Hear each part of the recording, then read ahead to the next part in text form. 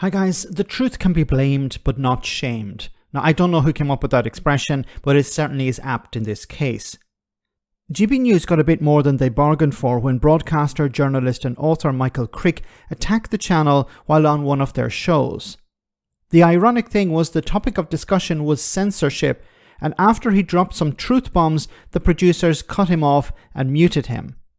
So what did he say that was so difficult for both executives and potential viewers of GB News to hear? Have a listen.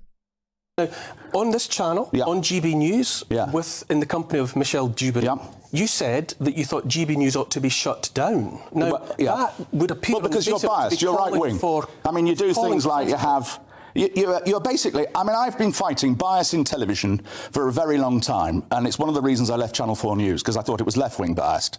And I think Ofcom, who are one of the weakest institutions on the planet, should get a grip on you lot. I mean, it's absurd that you have Tory MP after Tory MP after Tory MP, two leaders of the Brexit party, and hardly any Labour MPs. You are a right-wing channel, and the rules in this country are very clear. There is no doubting. There is no doubting. I don't think you can deny that the channel has made space for all kinds of voices, left, right, and they're predominantly on the right. I mean, look at when Nigel Farage takes the week off.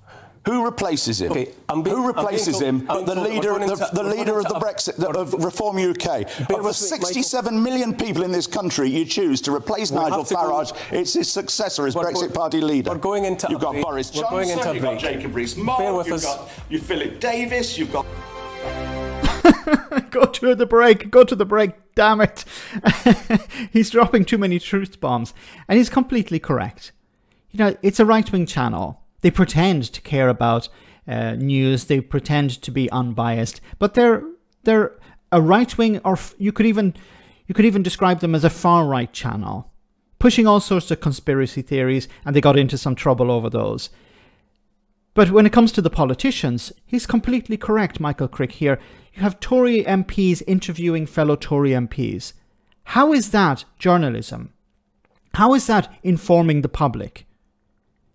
There's no holding people to account. That's what journalists are supposed to do. They're supposed to ask politicians, ministers, difficult questions. They're supposed to hold them to account in this way. That's the value of journalism. But that's not what's happening at GB News. You have Tory MPs interviewing fellow Tory MPs about whatever they believe in, pushing far-right talking points, right-wing talking points, conservative talking points. It's not about informing the public. Jacob Rees-Mogg, Lee Anderson, and soon Boris Johnson. And what are those people doing? And what are they going to do? Lee Anderson, Jacob Rees-Mogg pushing conservative talking points, and Boris Johnson going to use it as a platform for him to blame everyone but himself for the disaster that he created. The worst of all of this is that you have Reform UK, the former Brexit party. As Michael Crick pointed out, when Nigel Farage goes on holiday, they could have had anyone replace him, but they had him replaced by his deputy, Richard Tice, former member of the Brexit Party, now leader of the Reform UK party. And if you look at Reform UK media, clips that they post on social media, there are literal clips of Richard Tice hosting his own show on GB News. How is that journalism? It's not. It's propaganda. Members of Reform UK are never criticised, are never challenged. They're given a free space, and a protected space on GB News. They should be challenged. When they push a particular narrative, why are they not challenged? They are sometimes challenged by other guests, but never by the host. You'll see that. And the fact that Reform UK are able to take clips, uncritical clips, and post them on social media where you have a leader or a member speaking directly to the camera and not being challenged, shows what GB News is all about. It's about pushing the government, the society further to the right. I've said before, the goal here is not so much about cultural issues, it's not so much about culture wars, it's not about individual issues, it's about moving whatever government in power is further to the right when it comes to tax issues. The people who back GB News care more about economics than they do about social issues. But they know that in order to achieve massive changes for them economically,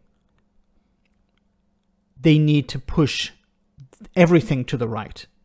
So they use tools like this, like GB News, or the issue diktats in the culture war to push the Conservatives to the right, or they're hoping perhaps in the future to push the Labour Party to the right. Because if they're moving right socially, they're generally moving right economically as well. But well said, Michael Crick here, for calling them out for what they are. Propagandists and charlatans. Let me know in the comment section, guys, what you think. As always, your comments are greatly appreciated. Thanks a lot.